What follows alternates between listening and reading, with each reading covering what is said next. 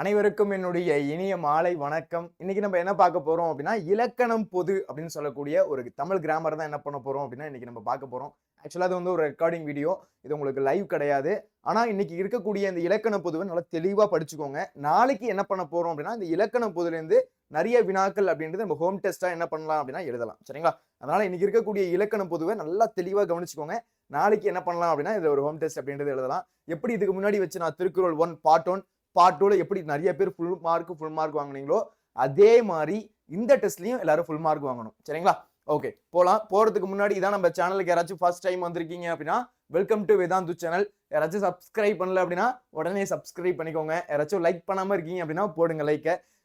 வரக்கூடிய எக்ஸாமுக்கு பார்த்தீங்க அப்படின்னா, ஃபர்ஸ்ட் மிட்டர்ம்ல ஸ்டார்ட் ஆகி, அதுக்கடுத்து பீரியாடிக் டெஸ்ட்ல ஸ்டார்ட் பண்ணி, அடுத்து பார்த்தீங்கன்னா, போர்டு எக்ஸாம் வரையும் உங்களுக்கு ஃபுல் அண்ட் ஃபுல் சப்போர்ட் பண்ண போறோம். நிறைய டெஸ்ட் அப்படின்றது கண்டக்ட் பண்ண போறோம்.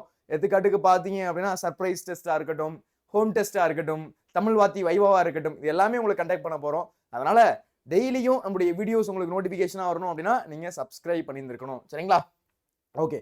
போறதுக்கு முன்னாடி நம்முடைய வேதாந்த லேர்னிங் சென்டரை பத்தி நான் ஒரு 2 நிமிஷம் பேசிடுறேன். நம்முடைய வேதாந்த லேர்னிங் சென்டர் பார்த்தீங்க அப்படின்னா, இப்போ உங்களுடைய சிட்டிஸ்ல அவைலபிளா இருக்கு. உங்களுடைய சிட்டிஸ் அப்படின்றத நான் எதை மீன் பண்றேன் அப்படின்னா, அண்ணா நகர், சென்னை, வேளச்சேரி, தாம்பரம், ஆவடி, போரூர், பெரம்பூர், பெருங்களத்தூர் இந்த இடம்லாம் எங்க இருக்கு அப்படின்னா சென்னையில இருக்கு. சரிங்களா? ஓகே. இந்த இடத்துக்கு எங்கேயாச்சும் பக்கத்துல இருக்கீங்க அப்படின்னா நீங்க நேர்ல ஒரு வாட்டி விசிட் பண்ணலாம். இல்ல உங்களுடைய யாராச்சும் அக்கா இந்த மாதிரி அண்ணன் யாராச்சும் படிக்கிறாங்க அப்படின்னா, யாராச்சும் கேட்கறாங்க ஜேஇ நீட் எங்கேயாச்சும் படிக்கணும், ஏதாச்சும் கொஞ்சம் சஜஸ்ட் பண்ணுங்க அப்படின்னு கேட்டா, நீங்க தாராளமா நம்மளுடைய வேதாந்தம் என்ன பண்ணலாம் அப்படின்னு நீங்க சஜஸ்ட் பண்ணலாம். சரிங்களா? அதுக்கடுத்து மதுரை, திருச்சி, கோயம்புத்தூர் இந்த இடத்துலலாம் பாத்தீங்க அப்படின்னா நம்மளுடைய ஆஃப்லைன் சென்டர் அப்படின்றது இருக்கு. உங்களுக்கு எடுத்துக்காட்டுக்கு தெரியும், நம்மளுடைய நல்ல வந்து 11th 12th முடிச்சுட்டு நல்ல காலேஜ்ல பிளேஸ் ஆகணும். நல்ல காலேஜ்ல பிளேஸ் ஆனா தான் நல்ல பிளேஸ்மெண்ட்ல ஆகி நல்ல ஒரு ஜாபுக்கு போக முடியும். அப்போ நம்ம சூஸ் பண்ற காலேஜ் வந்து டாப் மோஸ்ட் காலேஜா இருக்கணும். அப்போ அந்த மாதிரி காலேஜஸ் நம்ம ப்ரிஃபர் பண்ணணும் அப்படின்னா, ஐஐடி போன்ற காலேஜ்ல படிக்கணும். அட்லீஸ்ட் ஐஐடி இல்லை அப்படின்னாலுமே என்ஐடி, IIIT இந்த மாதிரி காலேஜஸ்ல படிக்கணும். உங்களுக்கு ஜேஇ பத்தி நான் சுருக்கமா ஒன்று சொல்லிடுறேன். ஜேஇ மெயின்ஸ், அதாவது 12th முடிச்சதுக்கு அப்புறம் நீங்க ஃபர்ஸ்ட் எழுதக்கூடிய எக்ஸாம், அதாவது காம்படிட்டிவ் எக்ஸாம் அப்படின்னு பாத்தீங்கன்னா ஜேஇ மெயின்ஸ் எழுதுவீங்க. அதாவது ஐஐடி போகணும் அப்படின்னு ஆசைப்பட்டீங்க அப்படின்னா, அப்போ ஜேஇ மெயின்ஸ்ல எவ்வளவு மார்க் எடுக்கிறீங்களோ, நல்ல ரேங்க் எடுக்கிறீங்க அப்படின்னா உங்களுக்கு IIIT, என்ஐடி போன்ற காலேஜ் கிடைக்கும். அதுக்கு அடுத்து ஜேஇ அட்வான்ஸ் அப்படின்னு ஒரு எக்ஸாம் வரும். அதை எழுதி அதுல எவ்வளவு நல்ல ஸ்கோர் எடுக்கிறீங்களோ அதை பொறுத்து உங்களுக்கு IIT Chennai, IIT Bombay, IIT Kharagpur இந்த மாதிரி ஐஐடி காலேஜஸ் தான் உங்களுக்கு கிடைக்கும். இந்த மாதிரி ஐஐடியில் படிச்சா உங்களுக்கு எப்படி இருக்கும் உங்களுக்கே தெரியும். அதுவே ஒரு வேற லெவல். சரிங்களா? ஓகே. அதனால வந்து தெரிஞ்சுக்கோங்க. சரி, நிறைய பேருக்கு ஒரு டவுட் இருக்கும், ஏன் சார் நான் வேதாந்துல ஜாயின் பண்ணணும் அப்படின்னு நீங்க கேட்டீங்க அப்படின்னா, வேதாந்துல உங்களுக்கு பர்சனல் அட்டென்ஷன் அப்படின்றது ரொம்ப ரொம்ப ரொம்ப அதிகமா இருக்கும். அதே மற்ற கோச்சிங் சென்டர்ல பாத்தீங்க அப்படின்னா அது அந்த அளவுக்கு இருக்காது. உடைய வேதாந்துடைய தனி சிறப்பம்சமே பாத்தீங்க அப்படின்னா உங்களுக்கு பர்சனல் அட்டென்ஷன் அப்படின்றது அதிகமா இருக்கும். அதுக்கடுத்து உங்களுக்கு பாத்தீங்க அப்படின்னா R&D பண்ணி தான் கொஸ்டின்ஸ் இருப்பாங்க. இப்போ மற்ற இன்ஸ்டியூட்லாம் பாத்தீங்க அப்படின்னா ஒவ்வொரு வருஷமா யூஸ் பண்ண கொஸ்டின்ஸ் தான் அப்படியே கொடுத்துட்டு இருப்பாங்க. ஆனா நம்முடைய வேதாந்தத்துல R&D பண்ணி எந்த மாதிரி கொஸ்டின்ஸ் கேட்டிருக்காங்க, அதுக்கேற்ற மாதிரி அடுத்தடுத்த இயர்ல இந்த மாதிரி கொஸ்டின்ஸ் வைக்கணும், இதெல்லாம் பார்த்து தான் என்ன பண்ணுவாங்க அப்படின்னா உங்களுக்கு கொஸ்டின்ஸ் அப்படின்றது செட் பண்ணுவாங்க. அதுக்கடுத்து பாத்தீங்க அப்படின்னா பேரண்ட் ஆப்பு, டவுட் ஆப்பு, ஸ்மார்ட் லீக்கர்ஸ் இந்த மாதிரி ஏகப்பட்ட ஃபீச்சர் அப்படின்றது உங்களுக்கு வேதாந்துல கிடைக்கும். ஆனா மற்ற கோச்சிங் சென்டர்ல பாத்தீங்க அப்படின்னா இதெல்லாம் பெருசா கிடைக்காது. அதுக்கடுத்து 100% கேரண்டீடு இம்ப்ரூவ்மெண்ட் உங்களுக்கு கிடைக்கும். மற்றபடி கோச்சிங் சென்டர்ல பாத்தீங்க அப்படின்னா உங்களுக்கு கேரண்டி எல்லாம் கொடுக்க மாட்டாங்க. நம்மளுடைய வேதாந்தத்துல பாத்தீங்க அப்படின்னா கேரண்டி கொடுக்குறாங்க. இப்போ உங்களுக்கே ஒரு கேள்வி வரும், எப்படி சார் கேரண்டி கொடுக்குறாங்க?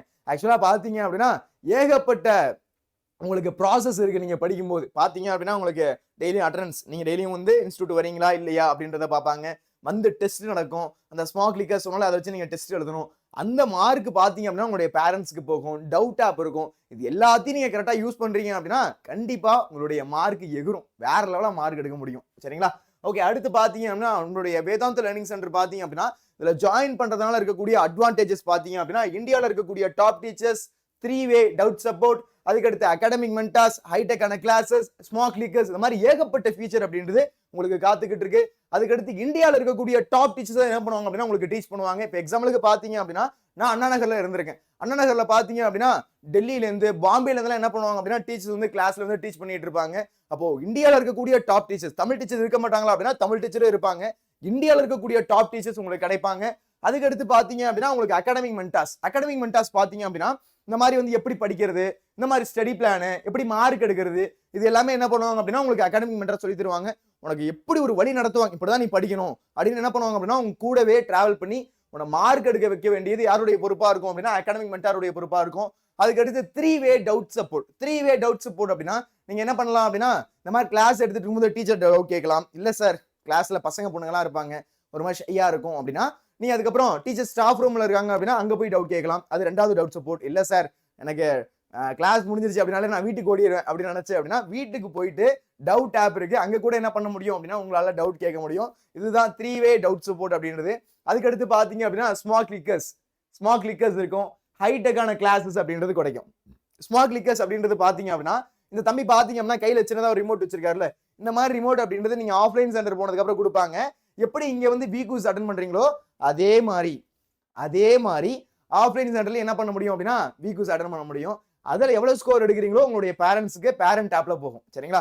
நம்மளுடைய சொன்னதான் இது நார்மலா நம்முடைய நார்மல் எட்டெக் கம்பெனி கிடையாது, டெக்னாலஜி ஓரியன்டா இருக்கக்கூடிய ஒரு டெக் கம்பெனி, தெரிஞ்சுக்கோங்க. சரிங்களா? ஓகே, என்னுடைய சீட்ஸ் பாத்தீங்க அப்படின்னா ஃபில் ஆகிட்டு இருக்கு. ஜேஇக்கும் நீட்டுக்கும் யாராச்சும் ஜாயின் பண்ணணும்னு நினைக்கிறீங்க அப்படின்னா லிங்க் டிஸ்கிரிப்ஷன்ல இருக்கு, செக் அவுட் பண்ணி பாருங்க. அதுக்கடுத்து சார் நான் எழுதுறேன் ஆனா எனக்கு கொஞ்சம் ஃபீஸ் கொஞ்சம் கம்மியாகும் சார், அதுக்கு ஏதாச்சும் ஆப்ஷன் இருக்கா அப்படின்னு கேட்டீங்க அப்படின்னா ஐவி சாட் எக்ஸாம் இருக்கு. இந்த ஒரு ஐவி சாட் எடுக்கிறது மூலமா அதுல எவ்வளவு ஸ்கோர் எடுக்கிறீங்களோ, நம்மளுடைய வேதாந்தத்துல ஒரு டெஸ்ட் இருக்குப்பா, ஐவி சாட்னு ஒரு டெஸ்ட் இருக்கு. இந்த டெஸ்ட் எழுதுறது மூலமா அதுல எவ்வளவு ஸ்கோர் எடுக்கிறோமோ அதை பொறுத்து ஸ்காலர்ஷிப் கிடைக்கும். சில பேர் வந்து கொஞ்சம் ஃபீஸ் கம்மியானா ஓகே அப்படின்னா நீ இந்த ஐவி சாட் எக்ஸாம் எழுதலாம். சரிங்களா? இதை எழுதிட்டு அதுல ஸ்கோர் எடுக்கிறத பொறுத்து என்ன ஆகலாம் அப்படின்னா ஸ்காலர்ஷிப் அப்படின்றது உங்களுக்கு கிடைக்கும். நல்ல ஒரு ஆப்ஷன் எனக்கு தெரிஞ்சு. இந்த மாதிரி ஆப்பர்ச்சுனிட்டிலாம் எங்கேயுமே பெருசா இருக்காது. உங்களுக்கு ஸ்காலர்ஷிப் ஆப்ஷன் அப்படின்றது இருக்கு. அதுக்கடுத்து சார் ஒரு நான் நேர்ல விசிட் பண்றேன், என்ன மாதிரி இருக்கு கிளாஸ்லாம் எப்படி இருக்கு அப்படின்றத பாக்குறேன் அப்படின்னு நீங்க ஆசைப்பட்டீங்க அப்படின்னா நீங்க தாராளமா என்ன பண்ணலாம் அப்படின்னா நேர்ல ஒரு விசிட் பண்ண முடியும். மறுபடியும் சொல்றேன், உங்களுக்கு சென்டர்ஸோடைய ஃபோன் நம்பர்ஸ் அப்படின்றது கீழே கொடுத்துருக்கோம். ஜஸ்ட் ஒரு கால் பண்ணுங்க, கால் பண்ணி என்ன மாதிரி கிளாஸஸ்லாம் போகுது அப்படின்னு கேளுங்க. எல்லா டீட்டெயிலும் அவங்களும் சொல்லுவாங்க. அதுக்கடுத்து இல்ல சார் என்னுடைய அப்பாவை அம்மா வளைச்சிட்டு நான் ஒரு வாட்டி நேர்ல வந்து பாக்குறேன் அப்படின்னு நீங்க ஆசைப்பட்டீங்க அப்படின்னா நேர்ல ஒரு வாட்டி அந்த சென்டர் இருக்கக்கூடிய பகுதிக்கு வரணும். சரிங்களா? இங்க பாத்தீங்க அப்படின்னா அண்ணா நகர், சென்னை, வேளச்சேரி, தாம்பரம், ஆவடி, போரூர், பெரம்பூர், பெருங்குளத்தூர், மதுரை, திருச்சி, கோயம்புத்தூர் இந்த இடத்துலலாம் வந்து எங்கேயாச்சும் பக்கத்துல இருக்கீங்க அப்படின்னா நேர்ல ஓட்டி விசிட் பண்ணுங்க. விசிட் பண்ணிட்டு உங்களுக்கு ஓகே இந்த மாதிரி தான் கிளாஸ் போகுது, என்ன மாதிரி இருக்குது, ஹைடெக்கான கிளாஸ் இருக்கு, அந்த ஸ்மார்ட் கிளிக்கர்ஸ் எப்படி இருக்கு, அப்புறம் இந்தியாவில் இருக்கக்கூடிய டாப் டீச்சர்ஸ் எல்லாம் எப்படி இருக்காங்க அப்படின்றத பாருங்க. உங்களுக்கு விருப்பப்படுற பட்சத்துல நீங்க என்ன பண்ணிக்கலாம் அப்படின்னா ஜாயின் பண்ணிக்கலாம். சரிங்களா? ஓகேப்பா, எல்லாருக்கும் புரிஞ்சிருக்கும்னு நினைக்கிறேன். இப்போ நம்ம என்ன பார்க்கலாம் அப்படின்னா இலக்கணம் பொது அப்படின்றது பார்க்கலாம். ஆல்ரெடி நான் இந்த ஒரு செஷன் வந்து நடத்தி இருந்தது தான். சரிங்களா? என்ன சார் கோட் விஜய் வச்சிருக்கீங்க, இந்த சைடு பாத்தீங்க அப்படின்னா ஒரு மாடு இருக்கிறது அந்த போட்டோ வச்சிருக்கீங்க அப்படின்னு பாத்தீங்க அப்படின்னா நான் உங்களுக்கு சொல்றேன். இது எதுக்காக வச்சிருக்கேன் அப்படின்னா உயர்திணை அக்னிணை அப்படின்றத உங்களுக்கு மீன் பண்றதுக்காக வச்சிருக்கேன். இப்போ நான் உங்களுக்கு சொல்லித்தரேன். இலக்கணம் பொது அப்படின்னா இலக்கணத்துல இருக்கக்கூடிய பொதுவா இருக்கக்கூடியது. உங்களுடைய இலக்கணம் பாத்தீங்க அப்படின்னா 5 வகைப்படும். எழுத்து, சொல், பொருள், யாப்பு, அணி அப்படின்னு சொல்லுவாங்க. இலக்கணம் 5 வகைப்படும். அதுல நம்ம இன்னைக்கு பாக்குறது இலக்கணத்துக்கு பொதுவா இருக்கக்கூடியதா என்ன பண்ண போறோம் அப்படின்னா இன்னைக்கு கிளாஸ்ல நம்ம பார்க்க போறோம். சரிங்களா? ஓகே, ஃபர்ஸ்ட் பாருங்க இருதிணை அப்படின்றது பார்க்க போறோம். சரியா? நிறைய பேர் வந்து இதுல எதுவும் டவுட் கேளுங்க. டவுட் கேட்கிறப்போ நான் வந்து ஏதாச்சும் கிளாஸ் எல்லாமே ஃப்ரீயா இருக்கேன் அப்படின்னா நான் சாட்ல வந்து ரிப்ளை பண்றேன். ஆக்சுவலா இது வந்து ரெக்கார்டட் வீடியோ, அதனால வந்து தெரியாம இருந்துக்காதீங்க. இது ஆக்சுவலா வந்து ரெக்கார்டட் வீடியோ. நீங்க ஆனா டவுட்னா போடுங்க சாட்ல. நான் அதை கிளாஸ் இல்லாத டைம் இருக்கேன் அப்படின்னா நான் வந்து என்ன பண்ணலாம் அப்படின்னா நான் கிளாஸ் அப்போ கவனிச்சுட்டு உன்னோட சேர்ந்து நானும் கிளாஸ் கவனிக்கிறப்போ அந்த சாட்ல என்ன பண்றேன் அப்படின்னா ஆன்சர் பண்றேன். சரிங்களா? சரி, ஓகே. இருதிணை எல்லாருக்கெல்லாம் தெரியும். இருதிணை 2 திணை இருக்கு சார். திணைனா வந்து சாப்பாடு தானே, அதாவது வந்து கம்பு, சோளம் இதெல்லாம் திணைன்னு சொல்லுவாங்க சார். அந்த திணையா அப்படின்னு கேட்டீங்க அப்படின்னா அது கிடையாது. இருதிணை அப்படின்றது 2ஆ பிரிப்பாங்க. ஒண்ணு என்ன அப்படின்னா உயர்திணை, இன்னொன்னு என்ன அப்படின்னா அக்ரணி. இது நான் உங்களுக்கு முன்னாடியே டீச் பண்ணதுதான். பாருங்க, இருதிணை அப்படின்றது கொடுத்திருக்காங்க. சரிங்களா? ஓகே, எழுதுவோமா? பாருங்க, உயர்திணை அக்ரிணை இந்த இடத்துல இருக்கு பாருங்க. உயர்திணை அதுக்கு அடுத்து பாருங்க அக்ரிணை. நல்லா கவனிக்கணும். இந்த இடத்துல நை பாத்தீங்க அப்படின்னா 3 சுழி நை போடணும். இதெல்லாம் வந்து நம்ம கிளாஸ் கவனிச்சாதான் இந்த இதெல்லாம் புரியும். ஏன்னா சில டைம் என்ன பண்ணுவாங்க அப்படின்னா 2 சுழி நை போட்டுருவாங்க. 2 சுழி நை போடுறீங்க அப்படின்னா மார்க் கம்மியாகும். சரிங்களா? 3 சுழி நை போடணும். 3 சுழி நை போடணும். இந்த மாதிரி போட்டுட்டு இப்படி போடணும். சரிங்களா? இதை மறந்துடாதீங்க யாரும். இதுதான் வந்து ஸ்பெல்லிங் மிஸ்டேக் வரதுக்கான முதல் காரணம். சரிங்களா? இப்பெல்லாம் தப்பு பண்ணுவீங்க, இந்த மாதிரி மிஸ்டேக்லாம் பண்ணுவீங்க அப்படின்றது நானும் அப்பப்போ சொல்றேன். அதெல்லாம் நோட் பண்ணிக்கலாம். கவலைகள் இல்லை. ஓகேவா? சரி, ஓகே. 6 அறிவு இருக்கக்கூடிய மக்களை இப்போ சரி, ஓகே சார். இந்த உயர்திணைனா என்ன சார், இந்த அக்ரிணைனா என்ன சார், நிறைய பேருக்கு தெரியாது. ஓகே, இந்த உயர்திணை அப்படின்னு வச்சுக்கோங்கப்பா. உயர்திணை அதாவது 6 அறிவு இருக்கக்கூடிய மக்கள். நம்மளாம் உயர்திணை. அப்படியா சார்? நம்மளாம் உயர்திணையா?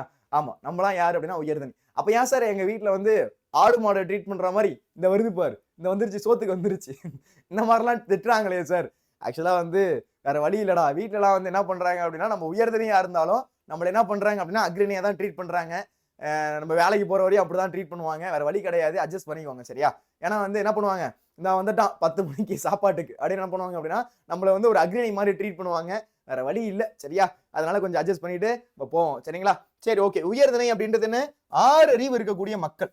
6 அறிவு இருக்கக்கூடிய மக்கள் அவங்கலாம் என்ன அப்படின்னா உயர்திணை. சரிங்களா? சரி, இப்படி சொல்லலாமா சார்? வேற எப்படி சார் சொல்லுவீங்க? அதாவது 6 அறிவு இருக்கக்கூடிய மக்கள், அடுத்து கடவுளுக்கு நிகராக இருக்கக்கூடிய மக்கள். 6 அறிவு இருக்கவங்களே மக்கள் தான். அதுக்கு அடுத்து கடவுளுக்கு நிகராக சொல்றாங்க. கடவுளுக்கு நிகராக இருக்கணும்.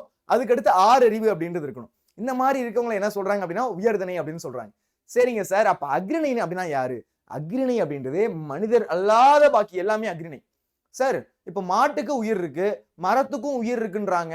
அது உயர்திணை தானே அது அப்படின்னு என்ற டவுட் கேட்கலாம். அது உயர்திணை கிடையாது. மனுஷன் அல்லாத பாக்கி எல்லாமே அக்ரணை தான். மனுஷன் அல்லாத, கடவுள் மனிதன் அல்லாத பாக்கி எல்லாமே என்ன அப்படின்னா அக்ரணை தான். அதாவது உயிருள்ள பொருட்களா இருக்கலாம். அதாவது இந்த மாதிரி மாடு, பசு, இந்த மாதிரி வந்து உயிருள்ள பொருட்களா இருக்கலாம். மரத்தை கூட நம்ம உயிருள்ள பொருள் தான் சொல்லுவோம் இந்த காலத்துல. அப்போ இதெல்லாம் உயிருள்ள பொருளா இருந்தாலும் மனிதன் அல்லாத காரணத்தினால என்ன சொல்றாங்க? அக்ரணை அப்படின்னு சொல்றாங்க. அதுக்கு அடுத்து இந்த பேனா வந்து அக்ரணை தான். பேனா அக்ரணை தான். நான் வச்சிருக்க ரிமோட் அக்ரணை தான். மாடு அக்ரணை தான். மரம் அக்ரணை தான். மலைகள் அக்ரணை தான். இதெல்லாம் என்ன சொல்றோம் அப்படின்னா அக்ரணை அப்படின்னு சொல்றோம். நல்லா புரிஞ்சுக்கணும். 2 திணையை பிரிக்கிறோம். ஒண்ணு என்ன அப்படின்னா உயர்திணை, இன்னொன்னு என்ன அப்படின்னா அக்ரணை. உயர்திணை அப்படின்றது 6 அறிவு இருக்கக்கூடிய மக்கள், கடவுளுக்கு நிகரா இருக்கக்கூடிய மக்கள். அவங்களதான் என்ன சொல்றாங்க அப்படின்னா உயர்திணை அப்படின்னு சொல்றோம். அக்ரணை அப்படின்றது மனிதன் அல்லாத பாக்கி எல்லா உயிரினத்தையும் என்ன சொல்றோம் அப்படின்னா உயிருள்ள பொருட்கள், உயிரற்ற பொருட்கள். மனுஷன் அல்லாதது, மனுஷன் இருக்கக்கூடாது, மனுஷன் இல்லாத உயிருள்ள பொருள், உயிரற்ற பொருட்கள் என்ன சொல்றோம் அப்படின்னா அக்ரணை அப்படின்னு சொல்றோம். சரிங்களா? ஓகே. அதுக்கு இன்னொரு பேர் என்ன அப்படின்னா அல்திணை அப்படின்னு பேரு. சரி, பாருங்க. 6 அறிவு இருக்கக்கூடிய மக்களை உயர்திணை என்றும் மற்ற உயிரினங்களையும் உயிரற்ற பொருட்களையும் அக்ரணை, அல்திணை என்றும் வழங்குவர். அக்ரணை அப்படின்னா அல்திணை அப்படின்னு சொல்லலாம். நம்ம மோஸ்ட்லி அக்ரணை தான் நம்ம யூஸ் பண்ணுவோம். சரிங்களா? 6 அறிவு இருக்கக்கூடிய மக்களை உயர்திணை அப்படின்னும் மற்ற உயிரினங்களையும் உயிரற்ற பொருட்களையும் என்ன சொல்றாங்க? அக்ரணை, அல்திணை அப்படின்னு சொல்றாங்க. அப்போ ஆக்சுவலா என்னது? மனுஷன் அப்படின்றது உயர்திணை, மாடு அப்படின்றது அக்ரணை. சரிங்களா?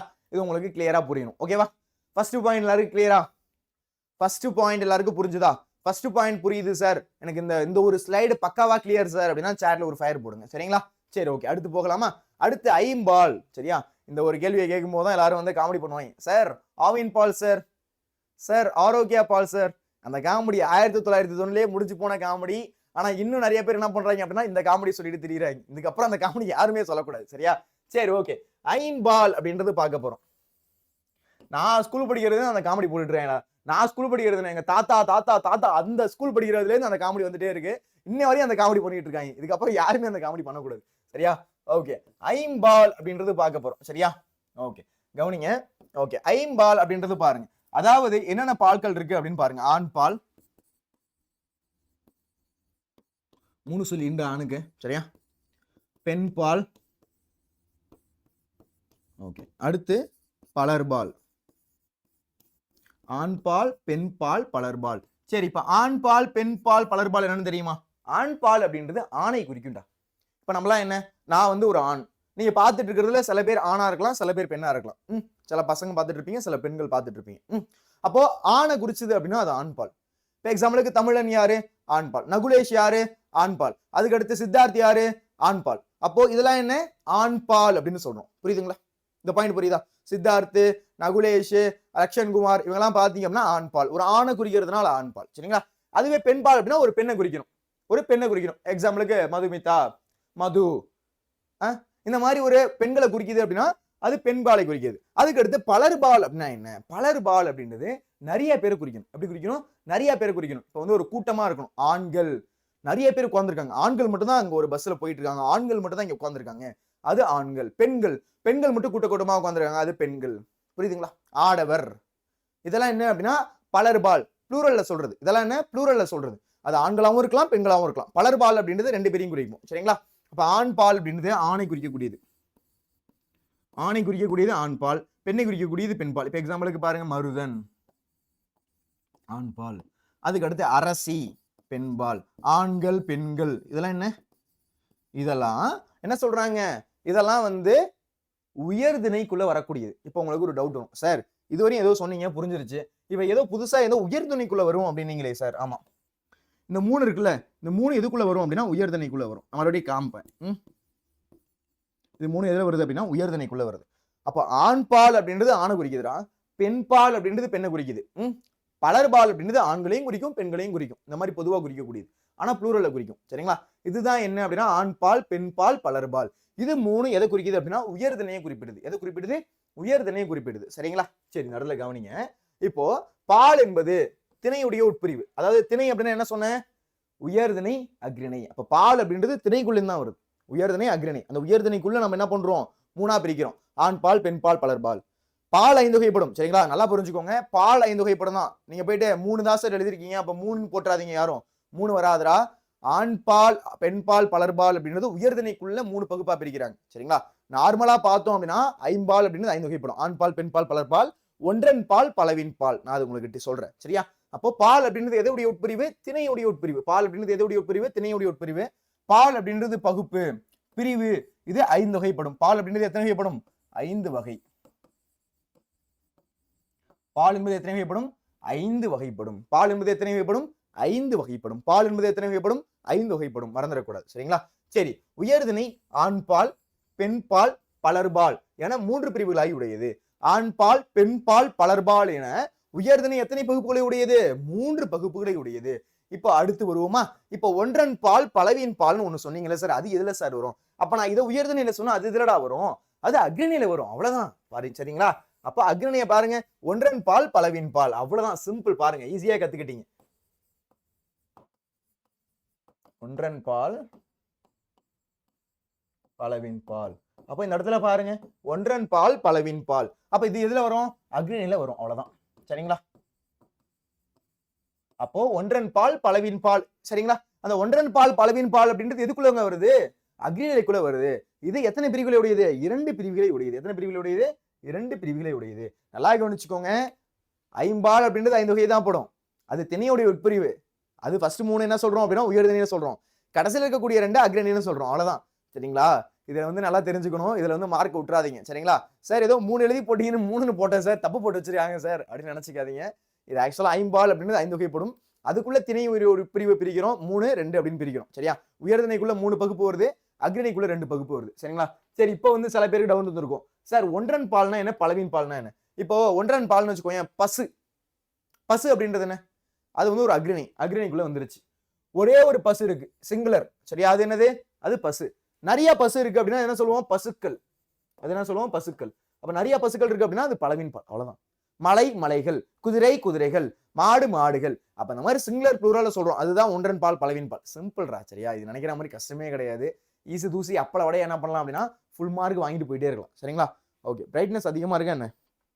கொஞ்சம் கம்மி பண்ணிப்போமா? ஓகே, சரியா? இதுவரை எல்லாருக்கும் புரியுதா? இதுதான் ஐம்பால் அப்படின்னு சொல்றாங்க. இதுவரை எல்லாருக்கும் புரிஞ்சிருக்கும்னு நினைக்கிறேன். இப்போ நம்ம அடுத்து போகலாமா? சரி, பாருங்க. அடுத்து பாருங்க. அடுத்து நான் அதே சொன்னதுதான், வேற எதுவும் இந்த இடத்துல குறிப்பிடல. 5 என்னது? உயர்திணைக்குரிய பால் பகுப்புகளை கொடுத்துருக்காங்க. அவ்வளவுதான். வேற எதுவும் பெருசா குறிப்பிடல. உயர்திணைக்குரிய பால் பகுப்புகள் என்னென்ன இருக்குது அதுதான் என்ன பண்ண போறோம் அப்படின்னா இதுல பார்க்க போறோம். சரிங்களா? சரி, பாருங்க. உயர்திணைக்குரிய பால் பகுப்புகள். வீரன், அண்ணன், மருதன். நான் முன்னாடியே சொன்னேன், ஒரு ஆணை குறிக்கணும். வீரன் அப்படின்றது யாரு? ஒரு ஆண். அண்ணன் அப்படின்றது யாரு? ஒரு ஆண். மருதன் அப்படின்றது ஒரு ஆண். அதனால ஆண் பால். அவ்வளவுதான். வீரன், அண்ணன், மருதன் அப்படின்றது யாரு குறிப்பிடுது? ஒரு ஆணை குறிப்பிடுது. ஒரு யாரு குறிப்பிடுது? ஒரு ஆணை குறிப்பிடுது. மகள், அரசி, தலைவி, இதெல்லாம் யாரு குறிப்பிடுது? ஒரு பெண்ணை குறிப்பிடுது. யாரு குறிப்பிடுது? ஒரு பெண்ணை குறிப்பிடுது. மக்கள், மக்கள் மக்கள் ஆண்களாவும் இருக்கலாம், பெண்களாவும் இருக்கலாம். அது என்னது? ப்ளூரல் வரக்கூடிய, அதான் பலர்பால். பெண்கள், பெண்கள் மட்டும் கூட்டமா இருக்காங்க. பெண்களுக்கு மட்டும் இந்த ஒரு சலுகை வழங்கப்பட்டிருக்கு. இப்ப பெண்கள் அப்படின்றது என்ன? நிறைய பேர் இருக்காங்க, அதனால பலர்பால். ஆடவர், ஆடவர் அப்படின்றது ஆண்கள் மட்டும் இருக்காங்க. அப்ப இந்த மாதிரி மக்கள், பெண்கள், ஆடவர் இந்த மாதிரிலாம் மீன் பண்றாங்க அப்படின்னா அதுதான் என்ன? பலர்பால். அப்ப ஆண் பால் அப்படின்றது ஒரு ஆணை குறிக்கணும். வீரன், அண்ணன், மருதன், இதெல்லாம் என்ன? ஆண் பால். மகள், அரசி, தலைவி அப்படின்றது எதை குறிப்பிடுது அப்படின்னா ஒரு பெண்ணை குறிப்பிடுது. மக்கள், பெண்கள், ஆடவர், பலர்பால். அவ்வளவுதான். புரியுதுங்களா? உயர்திணைக்குரிய பால் பகுப்புகள் இதாண்டா. இந்த பாயிண்ட் எல்லாருக்கும் கிளியரா பாருங்க. இந்த பாயிண்ட் எல்லாருக்கும் புரியுதா? உயர்திணைக்குரிய பால் பகுப்புகள் எல்லாருக்கும் கிளியரா பாருங்க.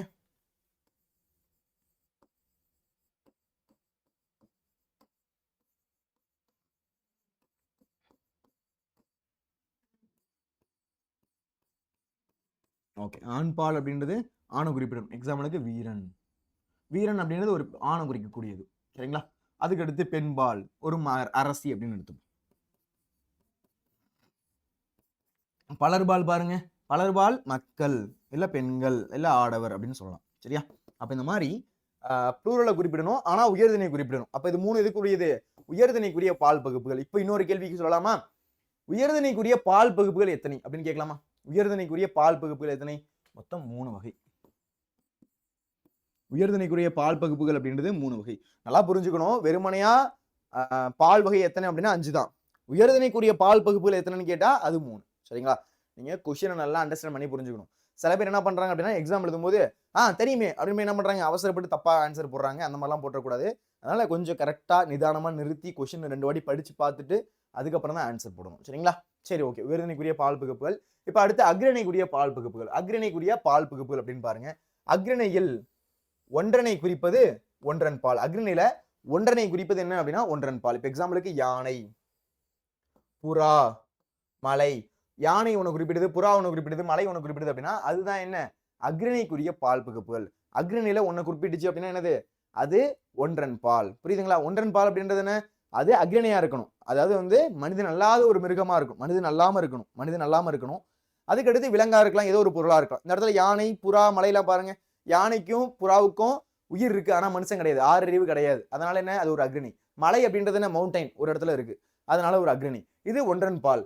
இப்போ அக்ரணியில பலவற்றை குறிப்பது ப்ளூரல்ல சொல்றாங்க. அப்படி குறிக்குது அப்படின்னா அது பலவின் பால். இப்ப எக்ஸாம்பிளுக்கு பாருங்க, பசுக்கள், மலைகள். இது என்ன? பலவின் பால். அக்ரணிக்குரிய பால் பகுப்புகள் புரியுதா? அக்ரணியில் ஒன்றனை குறிப்பது ஒன்றன் பால், அக்ரணியில் பலவற்றை குறிப்பது பலவின் பால். அவ்வளவுதான். சிம்பிள்ரா, ஈஸி தானே? ஏதாச்சும் கஷ்டம் இருக்கா? அப்ப அக்ரணிக்குரிய பால் பகுப்புகள் எத்தனை?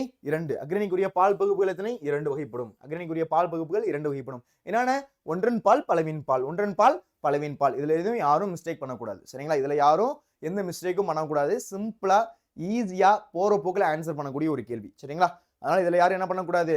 தப்பு பண்ணக்கூடாது. சரிங்களா? அக்ரணிக்குரிய பால் பகுப்புகள் அக்ரணியில ஒன்றனை குறிப்பது ஒன்றன் பால். யானை, புறா, மலை. அக்ரணியில் பலவற்றை குறிப்பது பசுக்கள், மலைகள். இன்னும் 2 எக்ஸாம்பிள் பார்ப்போமா?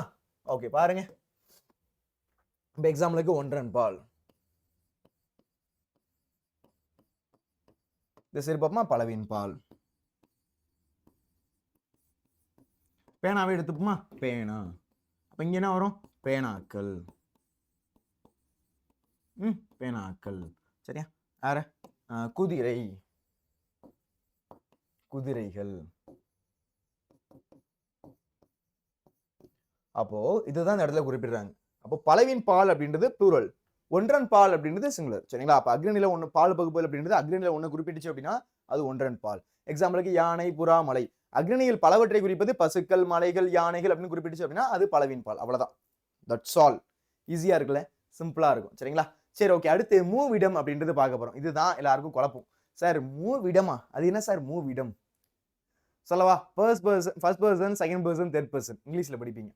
First person, second person, third person. சரிங்களா? அதுதான் என்ன அப்படின்னா மூவிடம். சரிங்களா? மூவிடம் பாருங்க. மூவிடம். சரிங்களா? பாருங்க. ஃபர்ஸ்ட் தன்மை, இரண்டாவது முன்னிலை, மூணாவது படர்க்கை.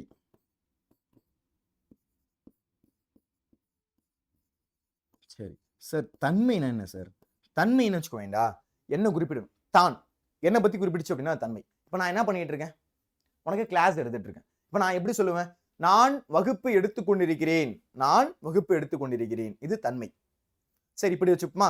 நான் வகுப்பு எடுத்துக்கொண்டிருக்கிறேன். இப்ப எக்ஸாம்பிளுக்கு நானு, அப்புறம் வந்து ஷிமான் சார், அப்புறம் வந்து சுபா மேம் எல்லாரும் சேர்ந்து உங்களுக்கு கிளாஸ் எடுக்கிறோம்னு வச்சுக்கோங்க. அப்போ எப்படி சொல்லலாம்? நாங்கள் வகுப்பு எடுத்துக்கொண்டிருக்கிறோம். நாங்கள், அதாவது நான், நாம், நாங்கள், நான், நாம். சரிங்களா? அப்போ தன்மை அப்படின்றது என்ன பத்தி குறிப்பிடணும்? நான், நாம் அப்படின்னு குறிப்பிடுச்சு அப்படின்னா அது தன்மை. சரிங்களா? தன்மை அப்படின்றது நான், நாம் அப்படின்னு என்ன பத்தி குறிப்பிடணும். அப்போ என்ன பத்தி இப்படி குறிப்பிடுது அப்படின்னா என்னது? அது தன்மை. அது என்னது? தன்மை. அப்ப தன்மை அப்படின்றது என்ன? தன்னை பத்தி குறிப்பிடணும். தன்னை பத்தி குறிப்பிடுது அப்படின்னா அது தன்மை. சரிங்களா? சரி, அடுத்து முன்னிலை. நான் இதை பத்தி டீட்டெயிலா என்ன பண்றேன் அப்படின்னா ஒரு அட்டவணை காமிக்கிறேன். சரிங்களா? இப்ப முன்னிலை அப்படின்றது பாருங்க. எனக்கு முன்னாடி யார் கிளாஸ் கவனிச்சுட்டு இருக்கிறது? நீங்க எல்லாரும் என்ன பண்றீங்க? முன்னாடி என்ன பண்றீங்க? இந்த மாதிரி வந்து வீடியோ பார்த்துட்டு என்ன பண்றீங்க அப்படின்னா கிளாஸ் கவனிச்சுட்டு இருக்கீங்க. அப்போ அதுதான் என்ன அப்படின்னா முன்னிலை. இப்ப நீ சொல்லலாம்ல, நீங்கள் கிளாஸ் கவனித்துக் கொண்டிருக்கிறீர்கள். நீங்கள் நீ ஒரு ஆள் கவனிச்சிட்டு இருந்தீங்க அப்படின்னா நீன்னு சொல்லலாம். இப்ப பாத்தீங்கன்னா ஒரு குரூப் கிட்டத்தட்ட பாத்தீங்கன்னா ஒரு 30 பேர் 40 பேர் கிளாஸ் கவனிக்கிறீங்க அப்படின்னா நீங்கள் வகுப்பு கவனித்துக் கொண்டிருக்கிறீர்கள். நீங்கள் நீங்கள் அப்ப அது என்ன? அது என்ன? அப்போ முன்னிலை. முன்னாடி இருக்கவங்கள பத்தி பேசுறது. முன்னிலை. நீங்கள். இப்போ உனக்கு பார்த்து அப்படின்னா நீ எப்படி சொல்லலாம்? எனக்கு உனக்கு முன்னாடி யார் எடுத்துட்டு இருக்கா? நான் கிளாஸ் எடுத்துட்டு இருக்கேன். சார் நீங்கள் கிளாஸ் எடுத்துக் கொண்டிருக்கிறீர்கள். அப்ப நீ எப்படி சொல்லுவ? நீ என்ன சொல்லுவ? நான் என்ன சொல்றேன்? நான் வந்து உன்னை பார்த்து சொல்றேன். இந்த மாதிரி நீங்கள் கிளாஸ் கவனித்துக் கொண்டிருக்கிறீர்கள். அப்போ நீங்கள்னு சொன்னோம் அப்படின்னா அது முன்னிலை. இதுதான் செகண்ட் பர்சன். இப்ப படற்கைக்கு வருவோமா? ஈஸியான ஒரு எக்ஸாம்பிள் சொல்றேன். நீங்க என்ன பண்ணிருக்கீங்க அப்படின்னா ஸ்கூலுக்கு போயிருக்கீங்க. என்ன பண்ணிருக்கீங்க? ஸ்கூலுக்கு போயிருக்கீங்க. உன்னுடைய க்ளோஸ் ஃப்ரெண்டு வரல. மிஸ் கேக்குறாங்க. உன்னை கூப்பிட்டு கேக்குறாங்க. டேய் எங்கடா அவன் ஃப்ரெண்டு? இன்னைக்கு வரல. டெஸ்ட்னு சொன்னோன்னே லீவ் போட்டுட்டானா? அப்படின்னு கேக்குறாங்க. ஆக்சுவலா உண்மையிலேயே அவனுக்கு உடம்பு சரியில்லைன்னா லீவ் போட்டிருக்கான்னு வச்சுப்போம். ஆனா நீங்க என்ன சொல்லிடுறீங்க அப்படின்னா, சார் மிஸ் அவன் எப்படி சொல்றீங்க? அவன் மேம் புதுசா தக்லைஃப் படம் வந்திருக்கு அதுக்கு போயிருக்கான் மேம். அவன் என்ன வார்த்தை யூஸ் பண்ணீங்க இந்த இடத்துல? அவன். பெண்களா நீங்க என்ன சொல்லிப்பீங்க? மேம் அவள் தக்லைஃப் படம் ரிலீஸ் ஆயிருக்குன்னு படம் பார்க்க போயிருக்கான் மேம். ஆக்சுவலா அவன் உடம்பு சரியில்லைன்னு வீட்டுல தூங்கிட்டு இருப்பான். அவன் என்ன பண்ணுவான்? ஸ்கூல்ல நல்லா போட்டு கொடுத்துட்டு இருப்போம். அப்போ அவன் அவள். அப்ப இந்த இடத்துல பாருங்களேன் என்ன பண்றோம்? அவன் நம்ம இடத்துல அங்க இல்ல. அதனால அவன், அவர், அது, அவை இது எல்லாத்துக்குமே மீனிங் ஆகும். அவன், அவர், அது, அவை. புரியுதுங்களா? அவர்கள் இதெல்லாம் தான் என்ன அப்படின்னா படற்கை. இதெல்லாம் தான் என்ன? படற்கை.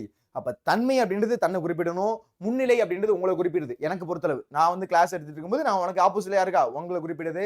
படற்கை அப்படின்றது யாரு நம்ம கிட்ட இருக்காம இன்னொரு இடத்துல வேற இடத்துல இருக்கவங்கள என்ன பண்றோம்? அந்த இடத்துல குறிப்பிடுறோம். அவன் வந்து புது படம் ரிலீஸ் ஆயிருக்குன்னு தக் லைஃப் படத்துக்கு போயிட்டான் மேம் அப்படின்னு நீ சொன்னேன்னு வச்சுக்கோங்க. என்ன இருக்கும்? நாளைக்கு வரட்டும்.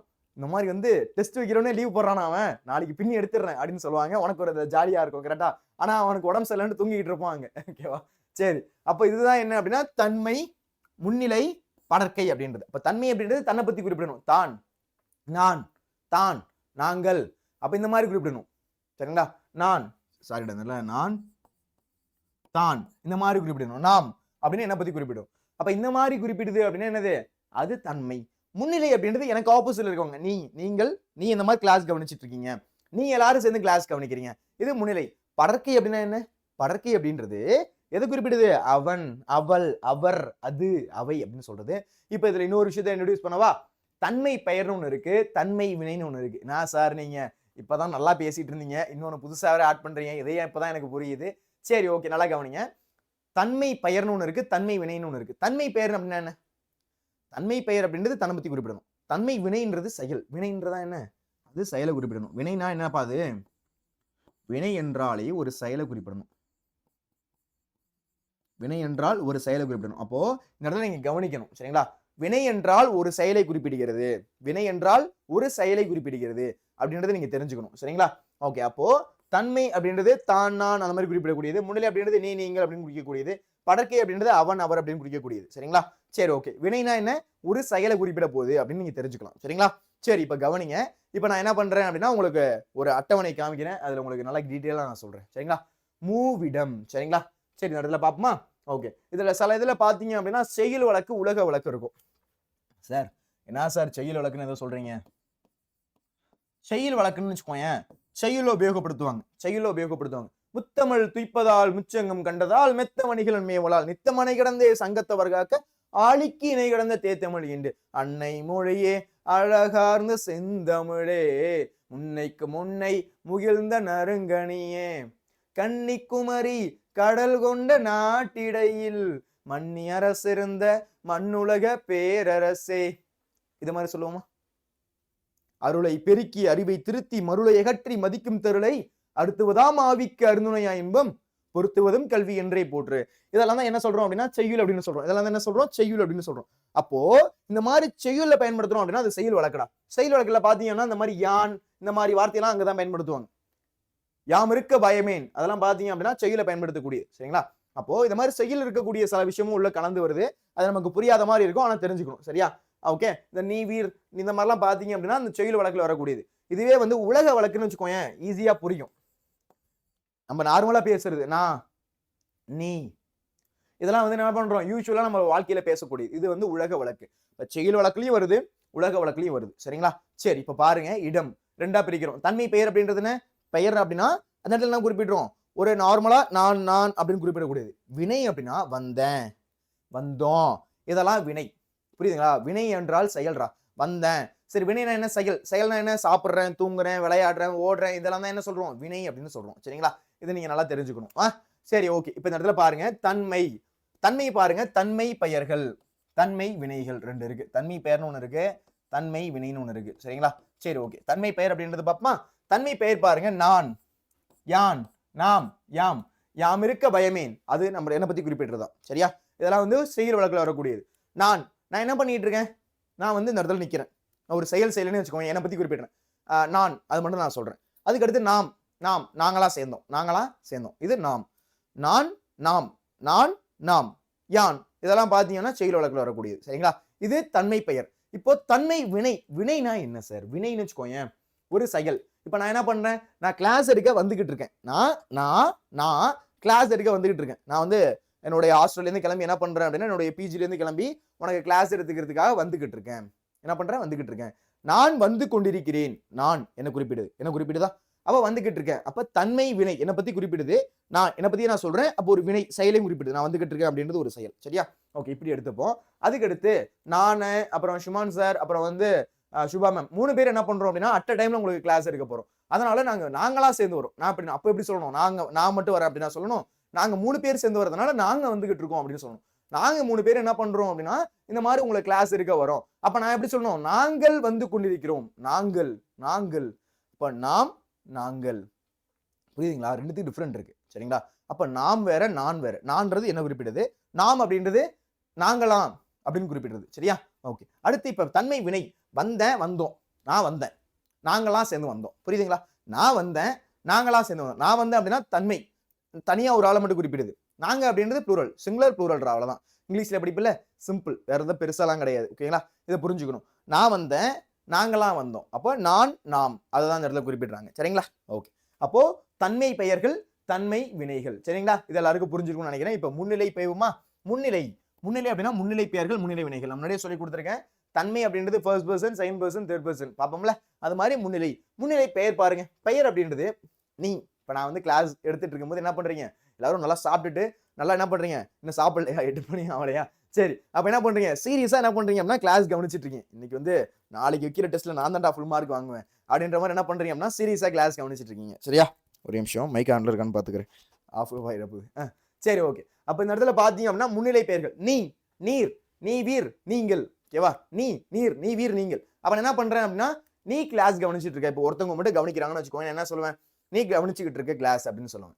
இப்போ வந்து நிறைய பேர் கவனிக்கிறீங்க, ஒரு 30, 40 பேர், 50 பேர் கவனிக்கிறீங்க. சரியா? அப்ப நான் எப்படி சொல்லுவேன்? நீங்களாம் கிளாஸ் கவனிச்சிட்டு இருக்கீங்க. இப்ப நீ, நீங்கள், இந்த நீர், நீ வீர்லாம் பாத்தீங்கன்னா செய்யுள் வழக்குல வரக்கூடியது. நான் இப்ப படிச்சேன்ல, முத்தமிழ் துய்ப்பதால் முச்சங்க கொண்டதால் மெத்த அணிகளும் மேவலால் நித்தமனை கடந்தே சங்கத்தவர்காக ஆளிக்கிணை கடந்த தேவ தமிழ். ஏதாச்சும் புரியுது சார்?